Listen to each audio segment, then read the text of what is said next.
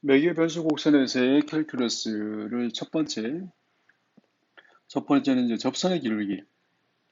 그래서 접선을 구해야겠지. x는 지금 x of t로 주어져 있을 테고, 그 다음에 y는 y of t로 주어져 있는 거예요. 이런 상황에서 우리가 알지 못하는 숨겨져 있는 그러한 관계식이 있다고 생각하죠. 그래서 이 값은 y of t는 f의 x of t가 돼요. 그래서 얘를 t에 대해서 미분하면 y를 t에 대해서 미분하게 되고, 오른쪽은 f'의 x of t가 되고, 안에 거를 미분하면 x'의 t니까 x를 t에 대해서 미분하게 돼요. 접선의 기울기 y를 x에 대해서 미분하는 값. 얘는 이 값이죠. y를 x에 대해서 미분하는 값. 이 값은 y를 t에 대해서 미분한 y'의 t 나누기 x'의 t가 되죠. 이것이 접선의 기울기예요. 그래서 얘를 y를 t에 대해서 미분하는 것 나누기 x를 t에 대해서 미분하는 것 이렇게 봐요. 얘가 바로 접선의 기울기고 분모가 0인데 분자가 0이 아니면 얘는 수직 접선이고 분모가 0이 아닌데 분자가 0이면 얘가 수평 접선이 되겠죠. 그래서 y를 x에 대해서 미분하면 y는 이렇게 x는 이렇게 돼요. 얘가 접선의 기울기가 되죠. y를 x에 대해서 미분한 것을 y를 x에서 미분한 것을 x에 대해서 한 번 더 미분하게 되면 얘가 네모의 역할이 되고 얘가 세모의 위치가 되죠. 그래서 이것을 y를 x에 대해서 미분한 거를 t에 대해서 미분하고 x를 t에 대해서 미분한다. 그래서 두 번 미분하는 게 좀 까다롭긴 해요. 모양과 위치를 잘 보면서 반드시 연습을 해놔야 되죠. 그래서 접선의 기울기가 접선을 할 때는 이렇게 하는 건데 접선을 구하면서 곡선, 매개 변수 곡선을 이제 그리는 연습을 좀 하죠. 이 그리는 연습을 하는 것은 실제로 미적분학 교재에서도 몇몇 교재에서도 다루지 않고 있는 거예요. 그래서 스튜어트 교재의 장점이 이제 이런 부분들인데 다른 책에 없는 것들이 좀 있다 이런 뜻이에요. 그래서 얘를 확인을 해볼까요? x를 t에 대해서 미분한 것. 이것은 2t의 값이 되고 y를 t에 대해서 미분한 값은 3t의 제곱 빼기 3이 됐어요. 그래서 접선의 기울기는 y를 x에 대해서 미분한 것은 y'의 t, 3t의 제곱 빼기 3이 되고 x't 2t가 되죠. 그리고 y를 x에 대해서 한 번 미분하고 한 번 더 미분한 값은 y를 x에서 미분한 것을 t에 대해서 미분하면 분모의 제곱분의 위에 거 미분 6t 곱하기 밑에 거 위에 거 곱하기 밑에 거 미분이에요. 그래서 밑에 거 미분 위에 거 미분 곱하기 밑에 거 2t네요. 그죠? 2 위에 거 곱하기 밑에 거 미분 그 다음에 x를 t에 대해서 미분 2t가 됐어요. 그래서 이 값은 8t의 세제곱분의 12하고 6 해서 6 남죠. 이것이 이제 4t의 세제곱분의 얘가 3 이렇게 되네요. 이것이 이제 두 번 미분한 값이에요. 그래서 한 번 미분하는 거, 그 다음에 두 번 미분하는 것은 얘를 t에 대해서 미분하면 밑에 거 제곱분의 위에 거 미분 곱하기 밑에 거 빼기 위에 거 곱하기 밑에 거 미분해서 이렇게 되죠. 얘가 두 번 미분한 값이야.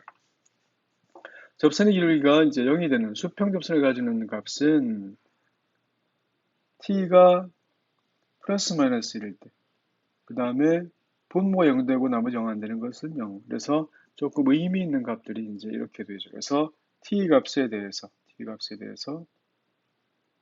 이 곡선의 운동을 좀 확인을 하려고 해요. 어떻게 움직이는지. 그래서 t가 0일 때, t가 마이너스 1일 때, t가 1일 때가 좀 의미 있는 값들이죠. 그래서 t가 0일 때를 우선 보죠. t가 0일 때를 보면 얘는 x로 유의미한 동작을 가지고 있는데 x't와 x를 봐요. 0보다 작은 값에서는 dx dt, x't가 얘가 의미죠. 얘는 t가 0보다 클 때 양이 돼요. t가 0까지 올 때, 음에서 0까지 올 때 x는요, 감소하죠. x 프라임이 음이라서 감소해요. 양이면 증가하죠. 양이면 증가. 이게 x의 동작이고, 마이너스 1 기준으로 해서 만든 y의 동작을 볼까요? 마이너스 1과 1 기준으로 해서 y의 동작을 봐요. 이거 굉장히 중요합니다. 그래서 y 프라임의 t 값에 대해서 마이너스 1보다 작으면 이 값은 양이 되고, 그 다음에 마이너스 1보다 마이너스 1과 1 사이면 얘가 음이 되고, y는 1보다 큰 값에서는 dy dt 얘가 양이 돼요. y는요 증가하면 위로 가고요, y는 감소하면 아래로 오죠. 그래서 얘가 증가하고 감소하고 증가하고 이런 모양이 되죠. 그렇다면 두 번 미분해서 이제 곡선을 파악했으니까 C에 대해서 영역을 이제 만들어서 총 4가지 정도의 영역에서 곡선이 어떻게 그려지는지 보죠. 이 부분에서는 왼쪽 위로 가니까 곡선이 왼쪽 위로 가고, 여기는 왼쪽 아래로 가서 왼쪽 아래로 가고, 이 부분에서는 오른쪽 아래, 그래서 오른쪽 아래로 가고, 여기서는 오른쪽 위, 그래서 곡선이 이렇게 움직여요. 두 번 미분한 것을 확인하니까 t가 음일 때는 음이 되고 양일 때는 양이 되죠. 그래서 곡선에 대해서 형태가 t가 음일 때는 이것은 위로 볼록, 여기서는 위로 볼록, 여기는 아래로 볼록, 얘는 아래로 볼록의 형태를 가지고 있는 거예요. 그래서 매개 변수식을 가지고 있는 이러한 곡선을 이제 대충을 그려보죠. 그래서 얘의 모양을 확인해 보면 xy 좌표축에서 t의 값이 0면 t의 값이 0이면 원점을 지나고 있어요. 그래서 원점을 지나고 있고, t의 값이 마이너스 1 되면 얘는 대입해서 1, 2인지 구했어요. t의 값이 1이 되면 이 값은 1 마이너스 2인지 구했고, 그 다음에 y값이 0이 되는 거 t를 구하니까 t는 0일 때와 플러스 마이너스 루트 3, 일 때 3,0를 이렇게 지나게 되죠. 그래서 t의 값에 따라서 t의 값이 어떻게 해요? t의 값이 마이너스 1, t의 값이 0보다 작은 범위, t의 값이 마이너스 1보다 작은 범위, 이 범위요. 그래서 얘는 마이너스 1까지는 t의 범위가 마이너스 1의 위치까지는 이렇게 왼쪽 위로 가요. t의 값이 마이너스 1부터 0까지의 그림은 왼쪽 아래로 가죠. 왼쪽 아래로 볼록하면서, 그 다음 t가 0와 1 사이에서 는 얘가 오른쪽 아래로 가죠. 그리고 t가 1보다 큰 쪽에서는 얘가 전체가 이렇게 해서 가게 돼요. 그래서 곡선의 방향이 이렇게 정해져 있죠. 얘가 이러한 곡선을 가지고 있어요. 그래서 매개 변수 곡선 그리는 건 굉장히 어려운 일이거든요. 그래서 이렇게 그릴 수 있어야 돼. 이런 설명은 나와 있는 책은 이제 스튜어트 책 정도밖에 아마 없었던 것 같아요. 그래서 반드시 참고해서 기억을 하셔야 되죠. 그래서 접선의 기울기를 구하는 게 맨 첫 번째 응용이고요. 두 번째로 매개 변수 곡선에서의 면적을 구할까요? 그래서 매개 변수 곡선에서 면적을 한번 구해보자. 매개 변수 곡선에서의 면적을 구하는 것은 조금 난이도가 있는 얘기이긴 한데, 두 가지 경우를 예를 들어서 확인하죠. 원래는 이제 어떤 곡선이 있으면 우리가 A부터 B까지 얘의 면적을 구하는 것은 이렇게 구하는 거죠. 그래서 밑변 곱하기 높이를 해서 근사해서 값을 구하는 게 우리가 원래 하는 거. 그래서 A부터 B까지 함수 fx에 대해서 밑변의 길이 dx 이렇게 하는 게 우리가 보통 하고 있는 일들이에요. 그래서 곡선이 이렇게 증가한다면, 이렇게 간다면 전혀 문제가 없죠.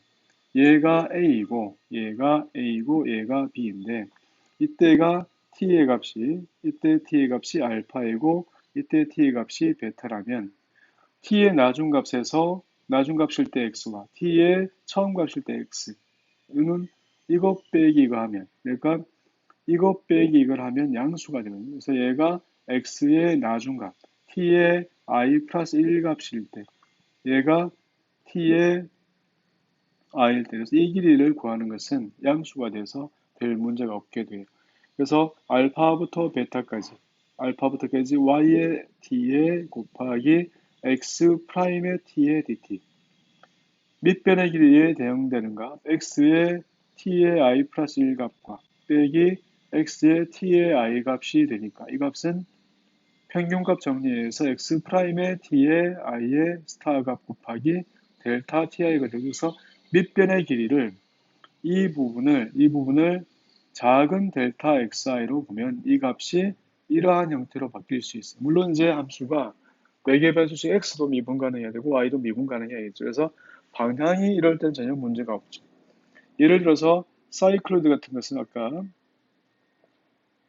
a의 t 마이너스 a배의 사인의 t가 y 값은 a 마이너스 a의 코사인 t의 값으로 돼서 t의 범위에 따라서 얘의 형태는 t가 0부터 2파이까지 이렇게 t가 0부터 2파이까지 움직이면 곡선이 이러한 모양이 생기잖아요. x축에 대해서. 그래서 이러한 거니까 그때의 t의 범위는 그때의 y 범위는 0부터 2파이 a까지 y를 적분하는 건데 이것은 매개 변수식으로 표현하면 t가 0일 때부터 2파이까지 높이 y of t, a-a의 코사인의 t가 곱하기 x 프라임 t dt, a 빼기 a의 코사인 t의 dt 값이 되죠. 그래서 그때는 곡선이 이렇게 오른쪽으로 x가 증가하는 방향으로 가고 있으니까 별 문제가 안 되죠. 그래서 이 값은 a의 제곱에 0부터 2파이까지 1 빼기 2배의 코사인의 t가 더하기 코사인 제곱은 2분의 1 더하기 코사인의 2t가 돼서 이만큼이 돼요. 코사인 값과 코사인 값은 적분하면 전부 다 사인 값이고 사인 값에서 제로가 2파이를 대입하면 0이니까 안에 있는 숫자만 보면 되죠. 2분의 1과 1이 있어서 2분의 3 남고 곱하기 2파이가 남았죠. 2파이 곱하기 a의 제곱. 그래서 이것은 3파이의 a의 제곱이 돼요. 다시 말해서 사이클로이드의 면적은 회전하는 원의 면적이 있으면 이 원의 면적의 3배가 되죠. 3배가. 그래서 3파이 a의 제곱. 회전하는 원의 면적의 3배. 이것이 사이클로이드의 면적이에요. 이렇게 돌아가는 경우는 별 문제가 없는데 진행 방향에 따라서는 좀 달라질 수 있어요. 예를 들어서 x가 t의 제곱, 금방 봤던 곡선 y 값은 t의 세제곱 빼기 3t. 이러한 경우는 금방 봤던 곡선이 어떻게 되어 있었냐면 얘는 형태가 이렇게 돼서 이러한 모양으로 되어 있었거든요. 그래서 이러한 곡선이 반대 방향으로 가고 있단 말이에요. 그래서 얘는 지금 3이었고 얘는 지금 0이었는데 원래 형태는 t 값이 이때는 마이너스 루트 3이었고 이때는 t 값이 0이었단 말이에요. 그래서 얘는 이 부분의 면적이라고 하는 것은 나중 x 빼기 처음 x를 하면 이 값이 음이 되죠. 그래서 전체는 t의 범위 0부터 마이너스 루트 3부터 0까지 y of t, t의 세제곱 빼기 3t 곱하기 x 프라임 t dt, x 프라임 t dt인데 그때 x 프라임이 이게 음이 되죠. 이 범위에서. 그래서 얘가 밑변의 길을 양으로 만들어줘야 돼. 이렇게 적분하면 위에 걸 다 적분한 거고 얘를 2배하고 얘의 값을 구할 수 있죠. 이렇게 해서 얘를 적분하는 거예요. 이것이 매개 변수식에서 주의할 점이에요. 이 적분은 그렇게 어렵지 않네요. 그죠? 그래서 방향을 주의해야겠다. 이렇게 알고 있으면 됐어요. 그래서 얘가 두 번째 면적에 대한 얘기였어요. 세 번째는 매개 변수 곡선에서의 곡선의 길이. 그래서 곡선의 길이를 구하기로 할 때, 이때는 이제 x''과 y''이 연속이라 해야 돼요. 그래서 적분이 가능해야 되니까. 그래서 이러한 모양. 물론 이제 이거 제곱 더하기 이거의 제곱이 이렇게 되면 되죠. 적분이 가능하면 되니까. 그래서 이걸 나중에 가서는 이제 곡선이 매끄럽다 이렇게 부르기도 하는데 지금 당장 1학년 때는 그거를 대학 1학년 때는 중요하지 않으니까 그래서 곡선의 길이를 얘기하기로 하죠. 어떤 곡선이 이렇게 있는데 이 곡선 C가 매개 변수식 x의 t에 y의 t로 되어 있는 매개 변수로 표현되는 곡선이에요. 그때 t 값은 여기 있겠죠. 그래서 실수축 위에 어떤 t가 있는데 t의 i-1과 t의 i 값이 있어. 이래서 이러한 형태로 만들면 이 부분이 이렇게 잘라진다는 뜻이겠죠. t의 i-1 값일 때 t의 i-1 값일 때 얘가 대응되고 ti 값일 때 얘가 대응돼서 이 부분의 곡선의 길이 델타 si를 근사하기로 하죠. 델타 si의 모양은 이러한 형태로 되어 있는데 여기에서 t의 나중값에 대해서의 값 델타 xi 값은 x값의 ti 값 i일 때 값과 t의 i-1 값, 1대를 뺀 거. 미분간하면 평균값 정리해서 x'의 ti의 어떤 스타값 곱하기 델타 ti가 되고 그 다음 얘는 델타 y의 i가 되어서 이 값은 ti일 때의 함수값에서 t의 i-1일 때의 함수값을 뺀 거. 얘도 미분간하면 평균값 정리해서 ti의 어떤 대표값 곱하기 델타 ti를 만들죠. 이렇게 되면 이 부분에 있는 곡선의 길이에 대해서 이렇게 직선으로 근사할 수 있어요. 그래서 델타 si를 근사할 때, 델타 si를 근사할 때, 델타 li로 근사할 수 있고, li로 근사할 수 있고, 얘는 피타고라 정리에 의해서 모양은 x'의 t의 i의 어떤 값 전체의 제곱 더하기 y'의 ti의 어떤 값 물론 이제 평균값 정리를 만족하는 점이라서 어떤 점이죠. 그래서 얘가 델타 ti로 존재하게 되고 얘들을 이렇게 직선으로 다 더하고 극한을 보낸다는 뜻이니까 그래서 곡선 L 값은 곡선의 길이 L 값은 t의 범위 알파부터 베타까지 할게요. 이렇게 될 때 이것은 x를 t에 대해서 미분한 값의 제곱 더하기 y를 t에 대해서 미분한 값의 제곱의 dt가 됐어요. 이것이 이제 매개 변수 곡선에서의 곡선의 길이에요. 얘가 세 번째 얘기인데 매개 변수 곡선에서의 길이를 구하라고 제일 많이 주는 게 사이클이니까 예를 하나 들어서 보죠. 사이클의 x값이 뭐였냐면 외우시는 게 좋은데 at-ab의 sin t가 반지름 a인 1이 굴러갔을 때 y값은 a-ab의 코사인의 t값이 있어요. 얘를 x에 대해서 미분하고 제곱하고 더하기 y에 대해서 y를 t에 대해서 미분하고 제곱하는 것. 이 값은 a-a의 코사인 t를 제곱을 하죠. 제곱을 한 게, 그 다음에 뒤에 거는 a의 사인의 제곱 t가 이렇게 생겨요.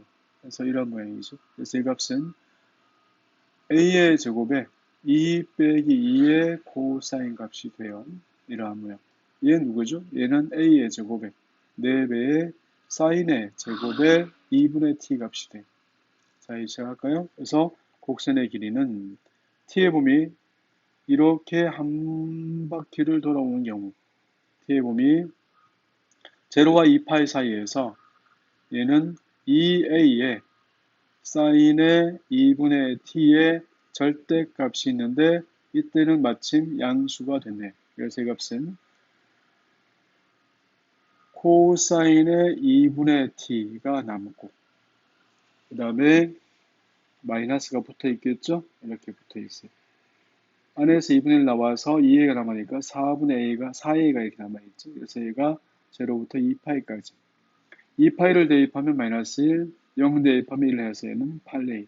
그래서 사이클로이드는 회전하는 원의 사이클로이드 길이는 회전하는 원의 반지름 a이면 얘의 길이는 이만큼의 길이는 8a가 돼요. 그래서 길이를 구할 때는 이렇게 하는데 길이를 구할 때는 지금처럼 이제 곡선의 회전 방향과는 이제 문제가 없죠. 왜냐하면 절대값을 붙일 거고 제곱을 해서 되거든요. 그래서 이러한 형태.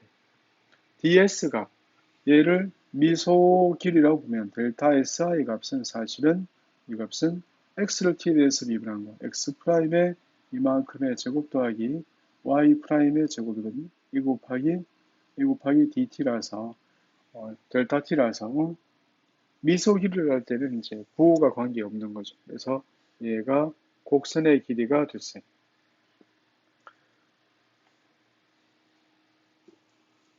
네 번째로 회전에서 생기는 그러한 건널비를 구할 때 우리가 앞에서 회전체의 건널비는 이제 미적분학 2에서 이제 주로 가르치는데 여기서는 이제 그냥 회전에서 생긴 입체의 건널비. 공면 넓이는 이제 미적분학 2에서만 할 수 있지만 여기는 얘를 회전했을 때 우리가 앞에서 어떻게 했냐면 이런 부분을 이렇게 회전해서 생기면 이런 원뿔대가 생기지 않냐 그래서 이러한 원뿔대가 생겼다. 이러한 원뿔대가 생긴 거다 이랬거든요. 그래서 그때의 건널비는 전체 형태에서 이러한 부채꼴이 있다면 이런 부분과 이렇게 되어 있는 이 부채꼴에서 회전은 이 옆면만 구하는 거니까 이 옆면에 대해서는 이렇게 부채꼴로 구할 수 있어서 위에 거의 반지름 R1, 밑에 거의 반지름은 R2라 하고 이것은 무엇을 얘기를 하면 파이 곱하기 R1 더하기 R2의 L로 우리가 앞에서 구했던 거거든요. 그래서 그때의 건널비의 식은 얼마였냐면 A부터 B까지 2파이의 Y 곱하기 루트 안에 1 더하기 F 프라임 X 전체의 제곱의 dx였어요. 이것이 이제 회전해서 생긴 입체의 건널비였죠. 물론 이렇게 형태는 y는 fx에 되어 있는 형태일 때 그렇죠. 그래서 함수 값이 있고 얘는 이만큼이 곡선의 길이잖아요. 그래서 얘를 4개의 변수식으로 바꾸면 이것은 2파이 곱하기 y의 t 곱하기 루트 안에 x를 t에 대해서 미분한 것의 제곱 더하기 y를 t에 대해서 미분한 것의 제곱 이만큼의 dt 얘를 t의 범위 알파부터 베타까지 적분하면 되겠다 이런 뜻이에요. 그래서 이제 얘가 공면에 회전해서 생기는 입체의 건널비죠. 회전해서 생긴 입체의 건널비. 그래서 예를 들어서 교재는 이제 반지름이 R인 그러한 구가 남아 있어요. 그래서 반지름이 R이에요. 그래서 반지름이 R인 그러한 구에 대해서는 이제 어떻게 판단할 거냐. 그래서 얘를 R이라 할게요. 반지름이 R인 구의 건널비를 구하기 위해서 이렇게 반원을 그렸어. 이거 안 되겠네.